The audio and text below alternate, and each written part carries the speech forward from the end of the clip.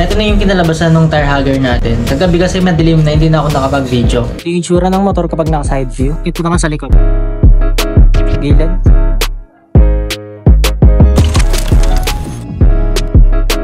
Okay, good afternoon guys and welcome to another episode sa ating ATV 160. Ngayong araw naman ay pupunta tayo sa isang motor shop dahil bibili tayo ng tire hugger natin. Nag-search ako ng kung ano-anong tire hugger para sa likod. Kakaunti lang pala yung options. Kasi ang gusto kong i-install dito kay ATV, yung full tire hugger. Yung buo.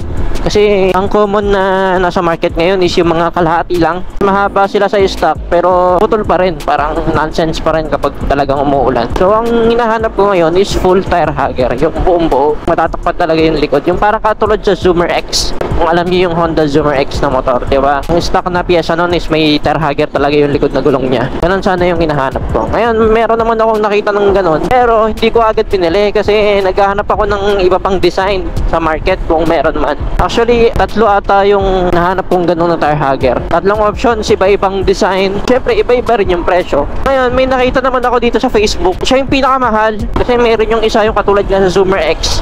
Minodify para install sa ADB 160. Nasa 1.5 ata. Prime tire hugger ata yun. Tapos meron naman yung nakita ko sa Indonesia naman. Sa Indonesia market. Okay din. Laki lang niya. Bulky lang siya tignan. Pakita ko sa inyo yung tsura. Ayan. Pre-flash ko na lang sa screen yung mga tsura nung pinapakita. Nung sinasabi ko. Bigay ko na rin yung link sa description. Para in case na magustuhan nyo yung ganyang tire hugger. Yan na lang yung bilhin nyo. Tapos ngayon, ito naman yung nakita ko. Ito yung para sa akin yung pinakamalinis tignan. Pricing nga lang siya. Naman na tayo. By the way, yung location pala ng motor shop nila is dun sa may Tondo. Hermosa, Tondo, Manila. Biyahe lang muna tayo dun saglit. 10 minutes na lang pala. Dito rin pala natin nakuha si ADB sa mga bago sa channel ko. Dito sa may Honda Triumph GT Caloocan. Padadaan na lang din natin. Pagaling dito sa may kanto ng Abad Santos, Hermosa. Ano na tayo dito sa may Jollibee.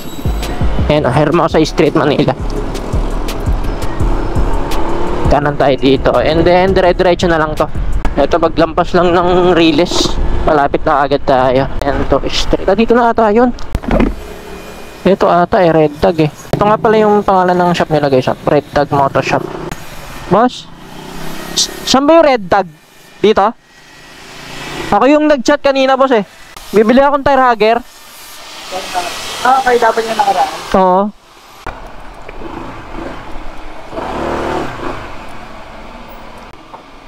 Ganito yun eh, no? Ganito siya guys, oh. Parang Zoomer. So, ito sa Zoomer X to. Matibay naman pala, makapal yung ano. Ito pala, oh.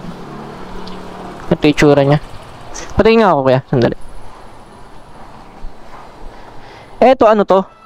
Pang ADB 150, 160 lang siya?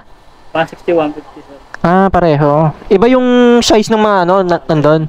Iba yung size nila. Ano yan? Ito, fabricate talaga siya, pang ADB. Okay. Wala mo bibiling ganyan. Kayo lang gumagawa nito? Ganito nga eh. Paano yung bracket nito? Paano ikakabit yan? Stainless yan sir. Nakita na. Okay lang. Parang ganun sir. Parang ganun din. Hindi, yung dito. Yung dito nakita ko na eh. Yung dito sa taas. Ganun din, sama. Okay. Ganitong bracket.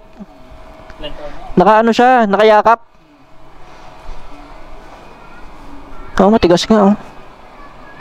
Ano na nga lang yan sir? Tatlo na lang. Tatlo na lang. Hindi kayo nagpo-post sa ano eh, no? Yung Shopee, mga ganyan. Merong mahawak ng Shopee na kami sir. Yung mga ano lang. Mga extension. Pero yung hugger wala. Talagang kung gusto magpapasadya dito. Dito pala located yung store nila oh. Wala kasing pangalan eh. Parang ano siya, bahay. Ginawa nilang fabrication yung bahay. Parang bahay lang siya. Yan yung ginagawa nila guys oh. Extension ng ano tawag yan. Nakalimutan ko eh. Para umaba yung wheelbase. Ganito naman yung tire hugger na nakakabit para sa Zoomer. Pero most likely ganyan din yung mangyayari sa EDB natin. Tapos naka-stainless na bracket. Kayo sir, si Sir JB? Okay, nag-chat nung ano eh. Nung nakaraan tsaka kanina. Anong gagawin ko? Yung ano, nag-pa-install ako ng tire hugger. Ayun na, ginagawa na ng bracket. Ayun, ganito yung tsura niya.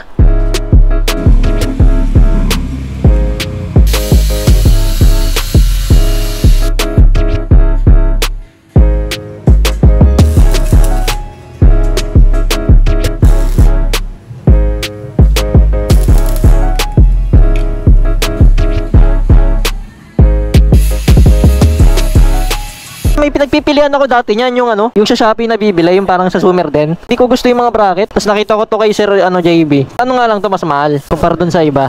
Nakikita ko tire hugger sa Sumer din yun. Kino-convert nila sa EDB nasa 1,000.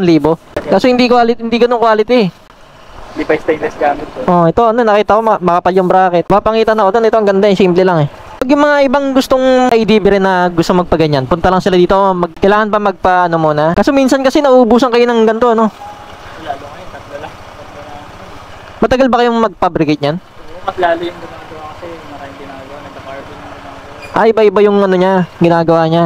Ngayon, ilan na lang yung stock niyo na ganyan? 3 pa? Ano na lang yun?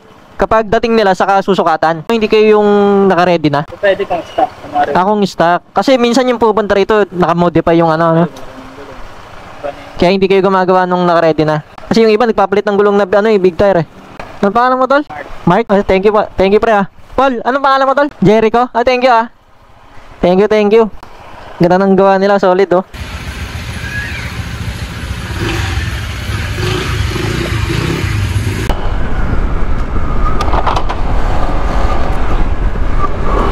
Alright, bale pauwi na ako. Ganda nung gawa nila, solid. Tapos ba't yung gawa nila ng tawag dito ng brackets? Pero gamay naman na nila. Kumbaga hindi na sila nangangapa eh. Talagang alam na nila yung ginagawa nila pagdating doon sa brackets. Yun nga, hindi sila nagpa-fabricate ng ano mismo. Iba na, naka-ready na. Kasi applicable lang siya sa stock. Mostly kasi ng mga nagpupunta sa kanila is mga naka-modify na yung ano, yung tires. Minsan naka-short pala ako. Minsan naka-big tires na. So hindi na applicable yung mga brackets na gagawin nila kung stock. So, ang ginagawa nila is kapag pumunta ka doon, sa kanila susukatan yung motor mo ng bracket. Okay din naman, saglit lang din naman eh. Pero make sure na kapag pumunta kayo dyan, magka-appointment kayo. Nasaktuhan ko lang din na wala silang ibang gawa. May mga ginagawa sila pero hindi rush. Kumbaga pwede nila akong unahin. Solid, ang ganda. Yung Facebook page nila, tsaka yung Facebook page ni Bossing JB, i-ano ko na lang din sa inyo yung link para mag-message kayo sa kanya or sa kanilang page. Message muna kayo bago kayo pumunta kasi minsan nagkakaubusan yung stock. Minsan marami silang gawa, baka hindi nila kayo maasikaso. Ano naman, accommodating naman yung tao doon, yung tauhan ni Boss JB. Pero impression ko is ang ganda talaga as compared sa mga nabibili sa market. Ito talagang naka-fabricate, kumbaga specific for this motorcycle na ADV 160 kasi talagang pinasadya yung bracket. Solid, ang ganda. Test natin to kapag umulan, kita natin kung effective, pero I'm sure 100% effective to. Isa rin sa concern ko pag nagpakabit ng tire hugger is pangit na sa itsura, pero bisa impression ko ganda niya tignan, parang hindi mo halatang may tire hugger. Ito na yung kinalabasan ng tire hugger natin. Ito yung sa kabila. Bago kasi ma-install yung tire hugger, marumi na talaga yung motor ko. Ayan, marumi hanggang dito sa ilalim. Ngayon, ang gagawin ko, tatanggalin ko tong tire hugger muna para malinisan ko ng buo yung motor. Yung sa ilalim, pinakasulok-sulok dito. Pag tinanggal ko siya, ipapakita ko na rin sa inyo kung paano siya i-install. Konti lang naman yung bolts na nakakabit. Itong mga singit-singit dito, lilinisin ko yan dito. Pati yung dito, ma-access na natin. Linisin ko muna bago ko ibalik to. So, pakita ko na rin para sa inyo yung pagkakagawa sa tire hugger na to. Makapal siya, tapos medyo mabigat. Tapos, gawa nga pala siya sa fiber. Ayan, mapapansin nyo yung details. Medyo nakikita pa yung ibang fiber dito. Ayan. Yung sa kapal naman, makapal talaga siya. Pag hinawakan mo naman, mararamdaman mo naman yung quality ng kapal. Ito naman yung bracket niya, guys. Naka-welding siya. Stainless pala to, ah. Hindi talaga siya alog kasi dalawa yung ano nyo, pinagkakabitan. Set aside muna natin to. And then, hugasan natin yung motor. Okay, so bali nalinisan ko na yung motor. Kabit naman natin ulit yung tire hugger natin. Pakita ko sa inyo kung paano. Dali lang naman. Dalawa lang naman ito. Dun sa unahan. Tapos ito lang naman sa dulo. Lalagay natin dito. Suksok lang natin dyan. Kapag tumugma na yung buta, okay na yan. Alay na kagad dyan. Yan. Tapos tuturnilyohan na lang natin dito. So dito muna tayo. Ang kailangan natin yung bolt. Tapos patungan natin ng washer. Pasok natin dito. Tapos may washer din sa ilalim dapat. Saan natin ipasok. Tapos dalawang nut dito para siguradong hindi kakalas. Actually kahit isa pwede na eh, pero mas gusto ko dalawa para hindi nakalabas yung spline ng tornilyo. Tapos yung lock nut.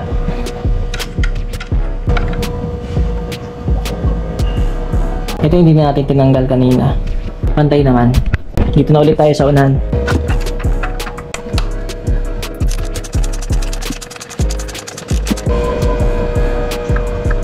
Guys, papakita ko sa inyo ngayon yung ating tire hugger. Ganito na yung tsura niya. Ayan.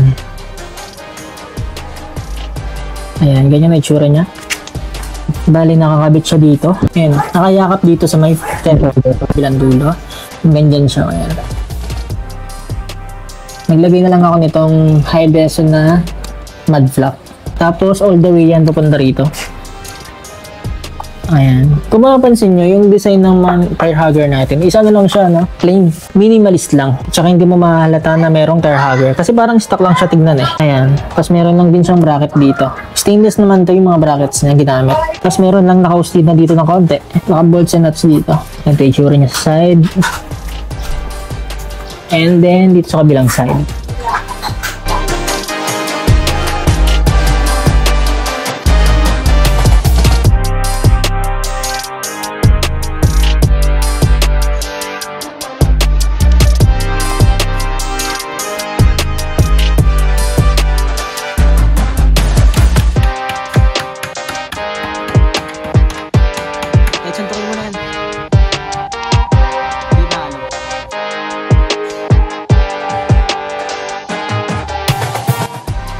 Yung itsura ng motor kapag naka-side view. Hindi naman halata eh, no? Parang walang nakalagay. Ikutan natin. Ito naman sa likod.